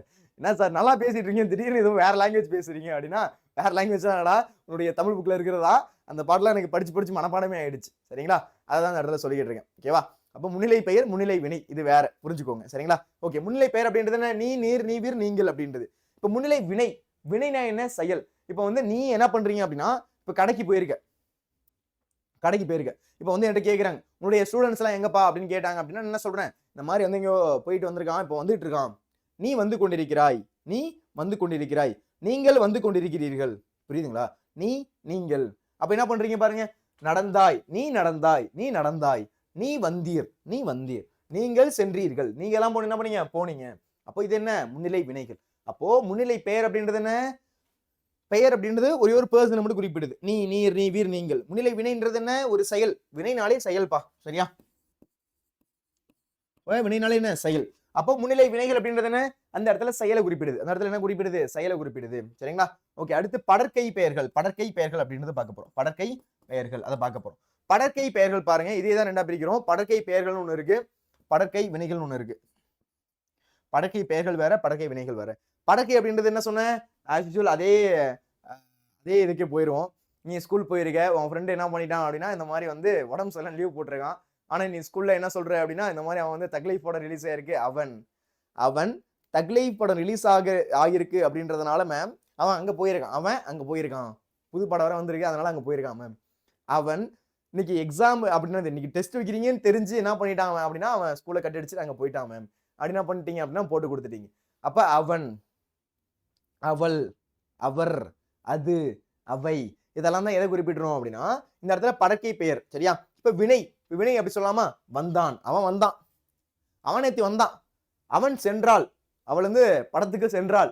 அதுக்கு அடுத்து அவர்கள் படித்தனர், அவர் படித்தனர், அவர்கள் பேசினார்கள், அது பறந்தது, அவை பறந்தன, அது பறந்தது, அவை பறந்தன. இதெல்லாம் தான் என்ன அப்படின்னா படற்கை வினைகள். இதெல்லாம் தான் என்ன? படற்கை வினை. வினைனால செயலை குறிப்பிடுறா. பறக்கிறது, வர்றது, நடக்கிறது இதெல்லாமே என்ன? வினை. சரிங்களா? இதுதான் இந்த இடத்துல குறிப்பிடுறாங்க. எல்லாருக்கும் புரியும்னு நினைக்கிறேன். இப்ப தன்மை, முன்னிலை, படற்கை இதை மூணு தான் சொல்றாங்க. தன்மை பெயர்கள், தன்மை வினைகள். தன்மை பெயர் அப்படின்றது நான், யான், நாம், யாம். தன்மை வினை என்றது வந்தேன், வந்தோம். முன்னிலை பெயர் என்றது நீர், நீவீர், நீங்கள். முன்னிலை வினை என்றது நடந்தாய், வந்தீர், சென்றீர்கள். படற்கை பெயர் அவன், அவள், அவர், அது, அவை. படற்கை வினைகள் வந்தான், சென்றால், படித்தனர், பேசினார்கள், பறந்தது, பறந்தன. புரியுதுங்களா? ஓகே, இதுல ஏதாச்சும் டவுட் இருக்கா? இதுவரை எல்லாருக்கும் கிளியரா? இதுவரை எல்லாருக்கும் புரிஞ்சுதா? ஏதாச்சும் டவுட் இருக்கா? கிளியர் தானே? ஓகே, அடுத்து போகலாமா? ஓகே, லைவ்ல கேட்குற மாதிரி அடுத்து போகலாமான்னு கேட்டுட்டு இருக்கேன்டா. ஆக்சுவலா அது வந்து ரெக்கார்டிங் வீடியோ. சரியா? சரி, ஓகே. இப்ப அடுத்து வலு, வளாநிலை, வலுவமீதி இது மூணுத்தையும் பார்ப்போமா? ஓகே, வலு, வளாநிலை, வலுவமீதி. வலு, வளா நிலை, அதுக்கு அடுத்து என்ன இருக்கு? வலுவமீதி. சரி, என்ன சார் இது என்ன சார் இது வலு, வளாநிலை, வலுவமீதின்னு சொல்றாங்களே, இது என்ன சார் இது அப்படின்னா பாருங்க, சிம்பிளா பெருசா போடணும், குழப்பம் போறதுல. இந்த அட்டவணையை பார்த்துட்டு அப்படின்னா உனக்கு புரிஞ்சிடும். சரி, கவனிங்க. இந்த இடத்துல கவனிங்கன்னா இப்ப வலு அப்படின்னு இருக்குல்ல, அதாவது வலு அப்படின்னா தப்பா இருக்கும், இலக்கண முறையின்றி, இலக்கண முறை இல்லாம இருக்கும்.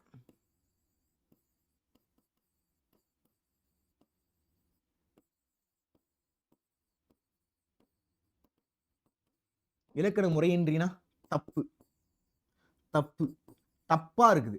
படிச்சோம் அப்படின்னாலே தப்பா இருக்கு. எக்ஸாம்பிள் என்ன சார் ஏதாச்சும் சொல்லுங்க சார், நான் சொல்றேன். அதுக்கு ஒரு பாக்ஸ் வச்சிருக்கேன், அந்த பாக்ஸ்ல காமிக்கிறேன். சரியா? ஓகே. அப்போ இலக்கண முறை இல்லாம இருக்குது. இலக்கண முறையே இல்ல சார். சார் எப்படி சார் குழந்தையெல்லாம் பேசும்ல, தப்பா பேசும்ல தமிழ், அந்த மாதிரி பேசுனுச்சுன்னா அது வலுடா. வலு அப்படின்னா தப்பு. வளாநிலை அப்படின்னா சரியா இருக்கு அப்படின்னு அர்த்தம். இலக்கண முறைப்படி இருக்குது. பாருங்க, இலக்கண முறையுடன் பிழையின்றி. பிழையின்றி அப்படின்னா பிழை இல்லாம.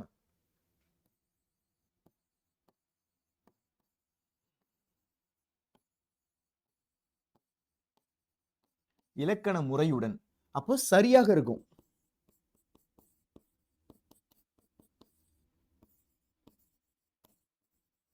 சரியாக உள்ளது. அப்போ இலக்கண முறையுடன் பேசணும் அப்படின்னா அது வளாநிலை. வலு அப்படின்றது என்ன? இலக்கண முறையின்றி இருக்கிறது. வளாநிலை அப்படின்றது இலக்கண முறையோடு இருக்கிறது. இலக்கண முறையோடு இருக்கிறது வளாநிலை. இப்ப அடுத்து வலுவமைதி. வலுவமைதினா என்ன சார்? ஆக்சுவலா இலக்கண முறைப்படி தப்பு. நல்லா கவனிக்கணும்டா, ஏன்னா இதுல போய் தப்பு பண்ணிடுவீங்க. இலக்கண முறைப்படி தப்பு.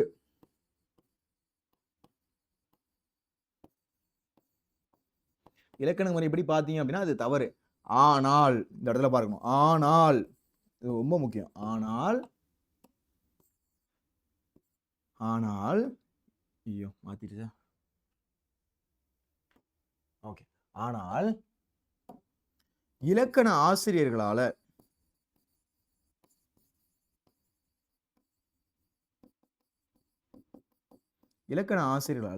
ஒரு காரணம்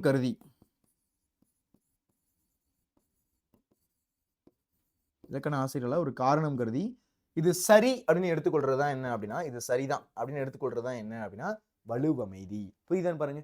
வலு, வளாநிலை, வலுவமைதி. வலு அப்படின்றது இலக்கண முறைப்படி தப்பா இருக்கிறது.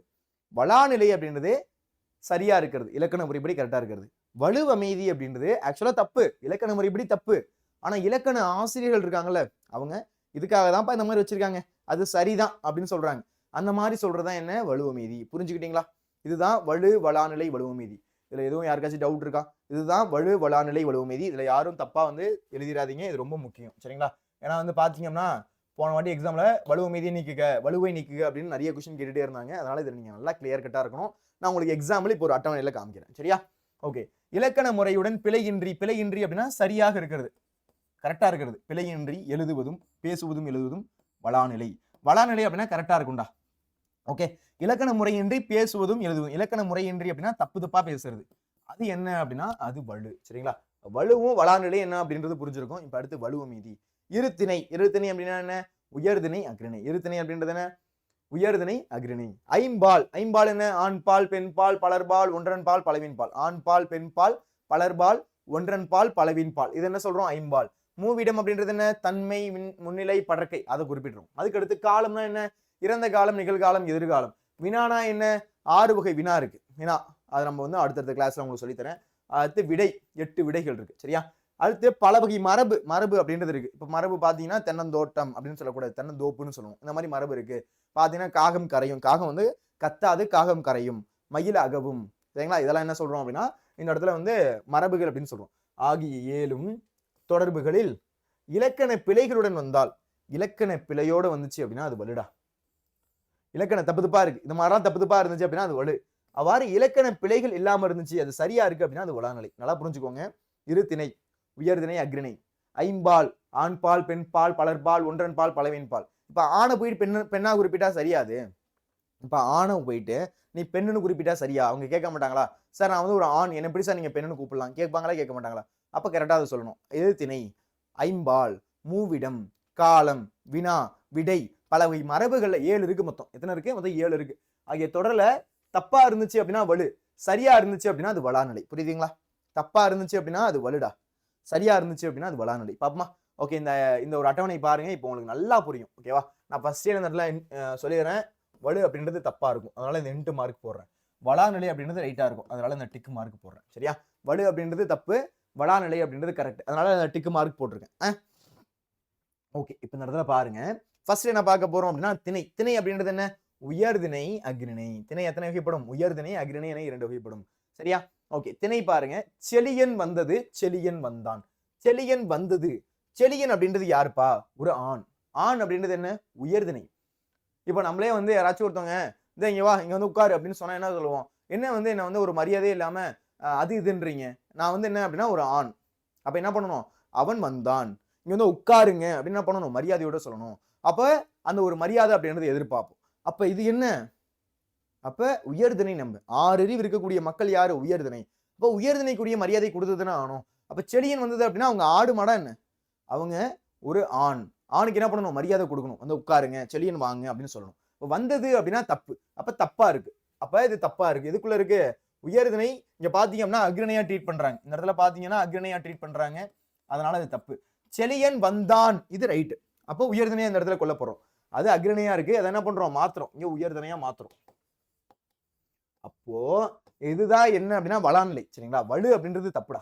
வலு அப்படின்றது தப்பு, வளாநிலை அப்படின்றது சரி. வலு அப்படின்றது தப்பு, வளாநிலை அப்படின்றது சரி. அதுக்கு அடுத்து பால். பால் பாருங்க, 5 வகை பால்கள் இருக்கு. ஆண் பால், பெண் பால், பலர்பால், ஒன்றன் பால், பலவின் பால். ஆண் பால், பெண் பால், பலர்பால், ஒன்றன் பால், பலவின் பால். 5 வகை பால்கள் இருக்கு. சரியா? சரி. கண்ணகி உண்டான். கண்ணகி அப்படின்றது யாருப்பா? ஒரு பெண். பெண்ணை போய் யாராச்சும் உண்டான் அப்படின்னு சொல்லலாமா? தப்பு. பெண்ணை போய் எப்படி நீங்க உண்டான்னு சொல்லுவீங்க? பெண் அப்படின்றது உண்டாள், அவள் இவள் அப்படின்னு நம்ம சொல்லுவோம். அப்ப பெண் உண்டாள், கண்ணகி உண்டாள். அப்ப இந்த இடத்துல பாருங்க, ஆண் பெண் பாலை ஆண் பாலாக கருதுறோம். அப்ப தப்பு. அப்ப என்ன பண்ணணும்? பெண் பாலை பெண் பாலா தான் கருதணும். கண்ணகி உண்டாள் அப்படின்றதான் ரைட்டு. கண்ணகி உண்டாள் அப்படின்றதான் ரைட்டு. சரிங்களா? அதுக்கு அடுத்து நீ வந்தேன். குழந்தைலாம் சொல்லும், நீ வந்த, நீ வந்தேன் அப்படின்லாம் சொல்லும். என்னடா அது ஒண்ணுமே புரியல. நேத்து நான் ஊருக்கு வரேன். நேத்து ஊருக்கு வரணும். நேத்து அப்படின்றது இறந்த காலம்டா. இறந்த காலத்துல ஊருக்கு வரணும். ஊருக்கு எப்படி வர முடியும்? ஊருக்கு வரேன், வருகின்றேன், வருவேன் அப்படின்றதெல்லாம் எதிர்காலம். சரியா? நேத்து ஊருக்கு வரேன், நேத்து ஊருக்கு வந்துகிட்டு இருக்கேன். நேத்து ஊருக்கு வந்துட்டு இருக்க முடியுமா?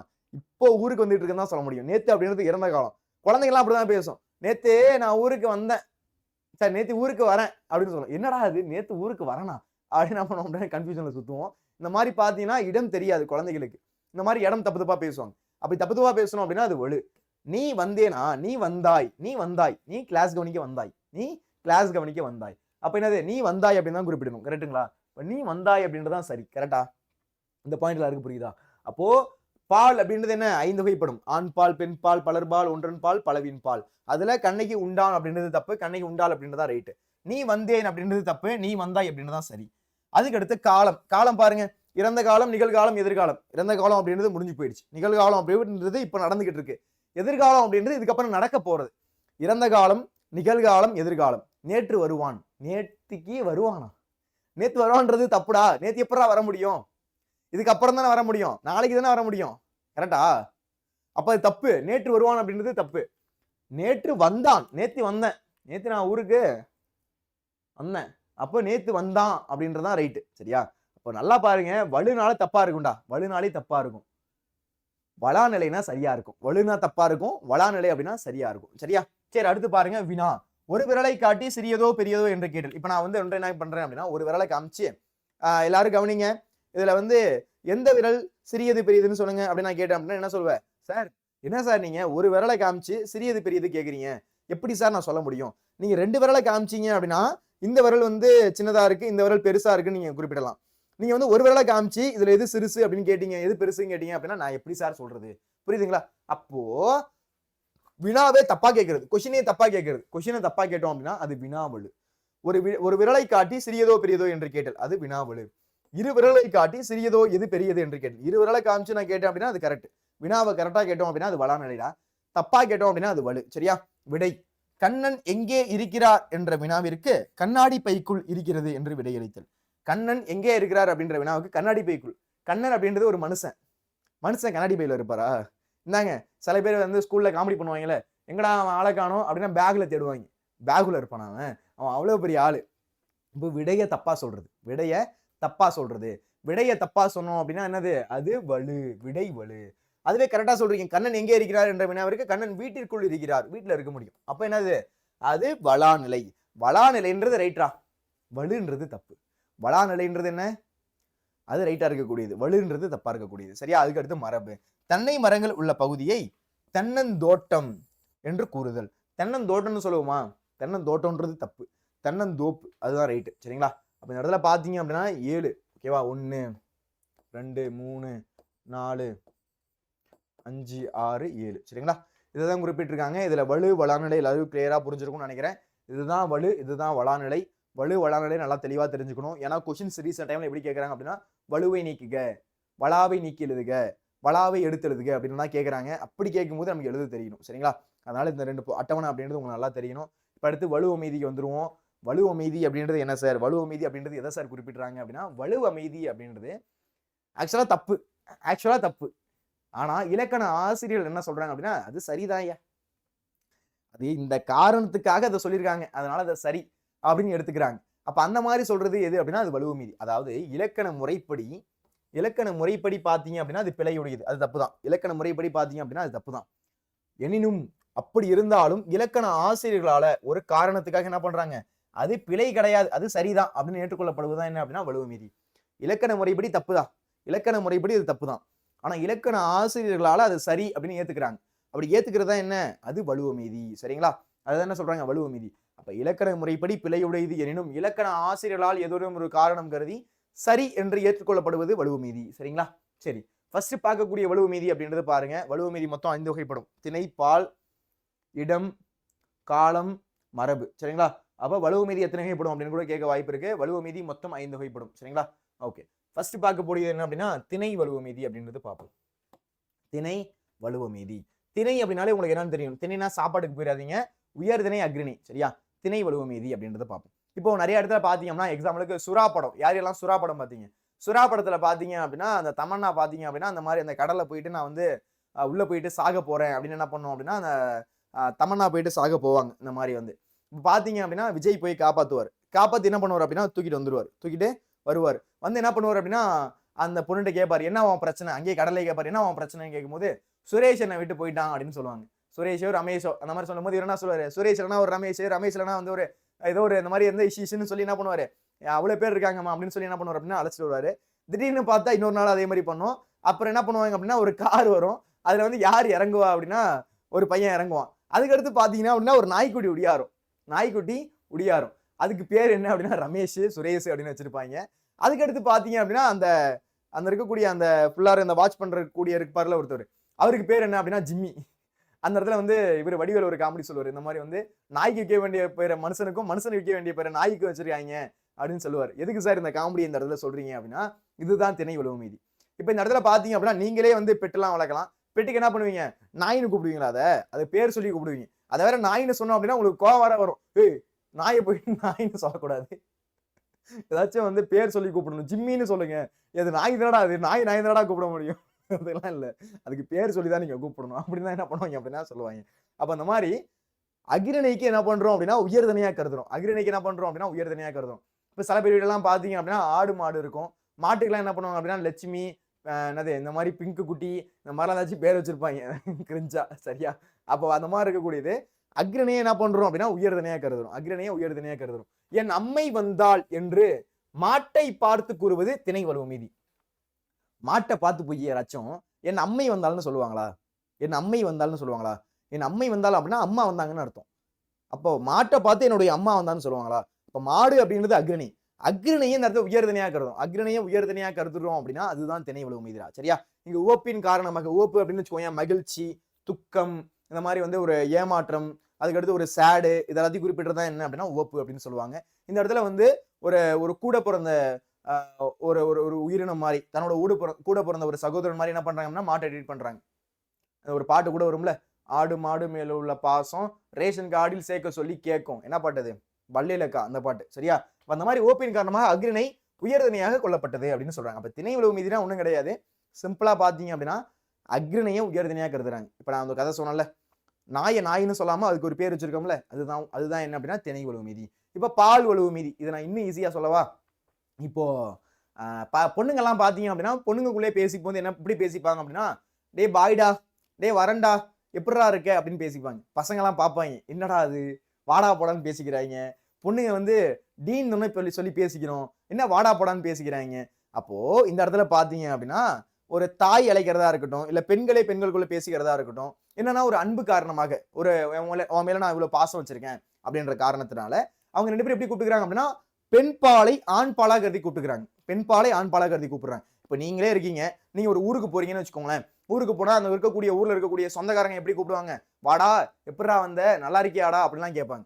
என்னது பெண்ணு போயிட்டு வாடா போடான்றாங்க அப்படின்னு நம்ம யோசிப்போம். அப்ப அங்க என்ன நடக்குது அப்படின்னா ஒரு ஒரு அன்பு காரணமாக என்ன பண்றாங்க? வாடா போடா அப்படின்னு ஒரு பெண்ணை பார்த்து அழைக்கிறாங்க. அப்போ அந்த இடத்துல என்னது? அந்த இடத்துல பெண் பாலா ஆண் பாலா கருதுறாங்க. இதுதான் என்ன அப்படின்னா பால் உழவு மீதி. அங்க ஒரு அன்புக்காக என்ன பண்றாங்க அப்படின்னா பெண் பாலா ஆண் பாலா மாத்திக்கிறாங்க. அதனால அது வந்து பெருசா வந்து இந்த இடத்துல தப்பு அப்படின்னு நம்ம சொல்ல முடியல. அதனால பால் உழவு மீதி. வாடா ராசா, வாடா கண்ணா என்று தன் மகளை பார்த்து தாயை அழைப்பது பால் உழவு மீதி. இங்க ஓப்பின் காரணமாக பெண் பால் ஆண் பாலாக கருதப்பட்டது.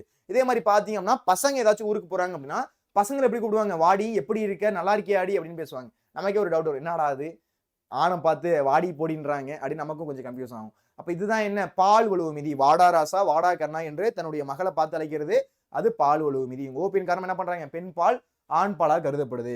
அதுக்கடுத்து இட உழவு மீதி. இட உழவு மீதி பாருங்க, மாறன் என்பான் தன்னை பற்றி பிறரிடம் கூறும்போது இந்த மாறன் ஒரு நாளும் பொய் கூற மாட்டான் என்று தன்மையினை படக்கெடுத்தல் கூறுவது. ஆக்சுவலா மாறன் என்ன சொல்லியிருக்கணும்? இப்ப வந்து நான் வந்து பொய் சொல்ல மாட்டேன்னு வச்சுக்கோ, என்ன எப்படி சொல்லணும்? நான் பொய் சொல்ல மாட்டேன், நான் பொய் சொல்ல மாட்டேன் அப்படின்னு சொல்லியிருக்கணும். ஆனா இந்த மாறன் இருக்கான்ல, அவன் எப்படி தெரியுமா மத்தவங்கள்ட்ட சொல்றான்? இந்த மாறன் நான் முன்னாடியே சொல்லி கொடுத்துருக்கேன். படற்கை, அவன், அவர், அவை, இவை, இது, இந்த, இதெல்லாம் பாத்தீங்க அப்படின்னா படற்கை. படற்கை அப்படின்றது என்ன? Third person. அவன் சொல்லும்போது டைரக்டா சொல்லாம என்ன பண்றான் அப்படின்னா இன்னொருத்தவனை சொல்ற மாதிரி சொல்றான்.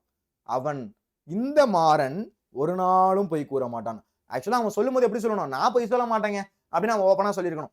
அதை விட்டுட்டு பில்டப் பண்றான், இந்த மாறன் ஒரு நாளும் பொய் கூற மாட்டான் அப்படின்னு என்ன பண்றான்? இந்த மாதிரி பில்டப் பண்றான். அப்ப இதுதான் என்ன? இட உழவு மீதி. ஆக்சுவலா அவன் தன்மையில சொல்லியிருக்கணும். ஆனா என்ன பண்றான்? பில்டப் பண்றதுக்காக இப்படி இந்த மாறன் ஒரு நாளும் பொய் கூற மாட்டான் அப்படின்னு என்ன பண்றான்? இந்த மாதிரி அவனை என்ன பண்றான்? இன்னொருத்தவன் மாதிரி காட்டிக்கிட்டு சொல்றான். இதுதான் என்ன அப்படின்னா இட உழவு மீதி. மாறன் என்பான் தன்னை பற்றி பிறரிடம் கூறும்போது இந்த மாறன் ஒரு நாளும் பொய் கூற மாட்டான் என்று தன்மையினை படக்கையிடத்தில் கூறுவதா என்ன? இட உழவு மீதி. சரிங்களா? ஓகே. கால உழவு மீதி. குடியரசுத் தலைவர் நாளை தமிழகம் வருகிறார். இந்த இடத்துல ஒரு டவுட் வரும், சார் வருகிறாரா? வருகிறார்னா நிகழ்காலம் தானே, ஆனா நாளைக்கு அப்படின்றது எதிர்காலம். நல்லா கவனிங்க, நாளைக்கு அப்படின்றது என்ன? எதிர்காலம். இன்னைக்கு நான் கிளாஸ் எடுத்துட்டு இருக்கிறது நிகழ்காலம், நேத்தி கிளாஸ் எடுத்தேன் அப்படின்றது இறந்த காலம், நாளைக்கு கிளாஸ் எடுப்பேன் அப்படின்றது எதிர்காலம். கரெக்டா? இந்த பாயிண்ட் புரியுதா? அப்போ குடியரசுத் தலைவர் நாளை அப்படின்றது எதிர்காலம். தமிழகம் வருவார். வருவார் அப்படின்னா தான் எதிர்காலம். கரெக்டா? வருவார்னா தான் எதிர்காலம். ஆனா வருகிறார் அப்படின்றது நிகழ்காலம். வருகிறார் அப்படின்றது நிகழ்காலம். இப்போ உங்களுக்கு டவுட் வரும்ல, சார் நிகழ்காலம் வந்து தப்பு தானே சார், எதிர்காலத்தை தானே சார் குறிப்பிடணும். ஆக்சுவலா குடியரசுத் தலைவர் எவ்வளவு பெரிய ஆளு, எவ்வளவு பெரிய ஒருத்தவங்க. அவங்க பிளான் பண்ணி அவங்களுடைய ஒரு ஷெட்யூல்ல ஒரு விஷயம் இருக்கு அப்படின்னா அது நடக்காம இருக்குமா? என்ன தலை போற காரியமா இருந்தா அந்த ஷெட்யூல்ல என்ன இருக்கோ அது கண்டிப்பா அன்னைக்கு நடக்கும். ஏன்னா அவ்வளவு பெரிய ப்ரொஃபைல் அவங்க. அன்னைக்கு அவங்க பிளான் பண்ணாங்கன்னா பிளான் பண்ணபடி எல்லாமே நடக்கணும். இப்ப குடியரசுத் தலைவர் நாளை தமிழகம் வருகிறார், அவங்க பிளான் பண்ணபடி கரெக்டா நடக்கும் அப்படின்றதுனால தொடர் குடியரசுத் தலைவர் நாளை வருவார் என அமையல் வேணும். வருவார் அப்படின்னு அமையாம அவ்வாறு அமையவில்லை என்றாலும் நான் பிழையாக கருதவில்லை. ஏனெனில் அவரது வருகையின் உறுதித்தன்மை கண்டிப்பா வந்துருவாங்க. அதனால அவங்க வருகிறார் அப்படின்றத குறிப்பிட்டதா என்ன கால உளவு மீதி. இப்ப நீயே என்ன சொல்லலாம், நாளைக்கு நான் ஊருக்கு போறேன், ஊருக்கு போய்கிட்டு இருக்கேன், நாளைக்கு ஊருக்கு போறேன், நாளைக்கு ஊருக்கு வருவேன், வருவேன்றதான் எதிர்காலம், போறேன் அப்படின்றது நிகழ்காலம். அப்போ இந்த இடத்துல என்ன பண்றோம், நாளைக்கு கண்டிப்பா நான் ஊருக்கு போறேன் அப்படின்ற ஒரு கண்டிப்பா சொல்றதுனால அதை என்ன பண்றோம், அதை கால உளவு மீதி ஏத்துக்கிறோம். ஓகே பரவாயில்ல, கண்டிப்பா போறாங்க, அதனாலதான் ஏத்துக்கிறோம். சரியா? அப்ப அதனால சொல்றது என்ன, அது கால உளவு மீதி. அடுத்து மரபு உளவு மீதி. அதுக்கடுத்து மரபு உளவு மீதி. கத்தும் குயிலோசை சற்றே வந்து காதில் பட வேணும். குயில் என்னப்பா பத்தோம், குயில் கூவும். பேரண்மை படம் பார்த்திருக்கியா, குக்கு குக்குன்னு என்ன பண்ணுவாங்க, கூவாங்க. சரியா? குக்கு குக்குன்னு என்ன பண்ணுவாங்க, அவங்களாம் வந்து என்ன பண்ணுவாங்க, இந்த கோடு வீடு வச்சுட்டு கூவாங்க. நார்மலா குயில் என்ன பண்ணுவோம், கூவும். கூ கூ அப்படின்னு என்ன பண்ணுவோம், கூவும். சரியா? ஆனா இங்க என்ன பண்றாரு, கத்துது அப்படின்னு என்ன பண்றாரு, பாரதியார் சொல்றாரு. ஏன் இந்த மாதிரி பாரதியார் சொல்றாரு அப்படின்னா, அந்த ஒரு செயலுடைய இனிய ஓசை வரணும், படிக்கும் போது இனிய ஓசையை கொடுக்கணும் அப்படின்றதுக்காக, படிக்கும் போது ஒரு இனிமையை கொடுக்கணும் அப்படின்றதுக்காக பாரதியார் என்ன பண்றாரு அப்படின்னா, கத்தும் குயிலோசை சற்றே வந்து காதில் பட வேணும் அப்படின்னு என்ன பண்றாரு, இந்த ஒரு பாடல் எழுதுறாரு. குயில் கூவும் என்பது மரபு, குயில் கத்தும் என்பது மரபு ஒலு. குயில் கூவும் அப்படின்றதான் மரபு, ஆனா குயில் கத்தும் அப்படின்றது மரபு ஒலு. இங்க கவிதையில் இடம்பெற்றிருப்பதால என்ன சொல்றாங்க, மரபு ஒழுவு மீதியை ஏற்றுக்கொள்ளப்படுது. மரபு ஒழுவு மீதி அப்படின்னா சரி தப்புதான், ஆனா வந்து பாரதியார் எவ்வளவு பெரிய ஆளு, அவரே வந்து என்ன பண்றாரு அப்படின்னா இந்த மாதிரி ஒரு விஷயத்தை எழுதி வச்சிருக்காரு, ஏதோ சரியா தான் இருக்கும் அப்படின்னு என்ன பண்றாங்க, இலக்கண ஆசிரியர்களால சரி அப்படின்னு சொல்றாங்க. சரிங்களா? இதுதான் மரபு ஒழுவு மீதி. எல்லாருக்கும் புரிஞ்சிருக்கும்னு நினைக்கிறேன். இதுதான் வந்து இலக்கணம் பொது. இதுதான் நாளைக்கு உங்களுக்கு கொஸ்டின்ஸ் அப்படின்றத நான் கேட்பேன். எல்லாரும் ரெடியா இருந்துக்கோங்க. சரிங்களா? ஓகே, அதுக்கடுத்து பாத்தீங்க அப்படின்னா ஜேஇ அட்வான்ஸ் உடைய ரிசல்ட் வந்திருக்கு. நம்முடைய வேதாந்தூல பாத்தீங்க அப்படின்னா நிறைய பசங்க ஆல் இண்டியா ரேங்க்ல ஃபர்ஸ்ட் பாத்தீங்கன்னா 15வது ரேங்க்லாம் நிறைய பேர் வாங்கியிருக்காங்க. பாருங்க, ஆல் இண்டியா ரேங்க் 15 பாத்தீங்கன்னா தக்ஷ் அப்படின்னு ஒருத்தவர், பெங்களூரை சேர்ந்தவர். அவர் பாத்தீங்க அப்படின்னா ஆல் இண்டியா ரேங்க் 15 வாங்கியிருக்காரு. உண்மையிலே ஒரு பெரிய விஷயம். சரிங்களா? ஆல் இண்டியா ரேங்க் 15 அது வந்து ஜேஇ அட்வான்ஸ்ல சாதாரண விஷயமே கிடையாது. அதுக்கடுத்து ஆல் இண்டியா ரேங்க் 92 பாத்தீங்கன்னா பிரகார் அப்படின்னு ஒருத்தர் வாங்கியிருக்காரு. கோரக்பூர் உத்தரப்பிரதேச சேர்ந்தவர். பாத்தீங்க அப்படின்னா ஆல் இண்டியா ரேங்க் 92 வாங்கியிருக்காரு. அடுத்து ஆல் இண்டியா ரேங்க் 390 பாத்தீங்கன்னா அனுபவ் அப்படின்னு ஒருத்தர் வாங்கியிருக்காரு. இவரும் வந்து பெங்களூரை சேர்ந்தவர், கர்நாடகா சேர்ந்தவர்.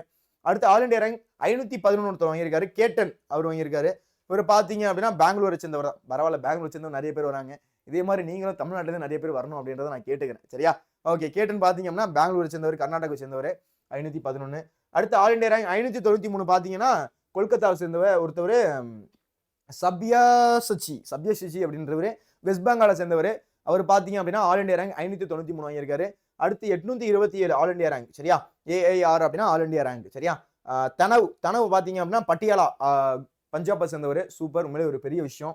பாத்தீங்க அப்படின்னா நம்முடைய வேதாந்தூல ஜே அட்வான்ஸ்ல பாத்தீங்க அப்படின்னா நிறைய பசங்க இந்த மாதிரி ஆல் இண்டியா ரேங்க் சூப்பராகவே வாங்கி வச்சிருக்காங்க. இதே மாதிரியே நீங்களும் அடுத்து வரக்கூடிய ஜேஇஆ இருக்கட்டும், நீட்டா இருக்கட்டும், வேற லெவலா பின்னி மார்க் எடுக்கணும் அப்படின்றத நான் கேட்டுக்கிறேன். இந்த வீடியோ எல்லாருக்கும் பிடிச்சிருக்கும்னு நினைக்கிறேன். யாராச்சும் நம்முடைய வாட்ஸ்அப் சேனலை ஜாயின் பண்ணாம இருக்கீங்க அப்படின்னா ஜாயின் பண்ணிக்கோங்க. லிங்க் டிஸ்கிரிப்ஷன்ல இருக்கு. இந்த வீடியோ உங்களுக்கு பிடிச்சிருக்கு அப்படின்னா ஒரு லைக்கை போடுங்க, உங்க ஃப்ரெண்ட்ஸ்க்கு ஷேர் பண்ணுங்க. இது போன்ற யூஸ்ஃபுல்லான வீடியோஸ்க்கு போடுங்க சப்ஸ்கிரைபை. நன்றி, வணக்கம். இதே மாதிரி அடுத்த ஒரு வகுப்புல சந்திக்கலாம். பாய். எல்லாரும் படிச்சுட்டு வந்துருங்கடா.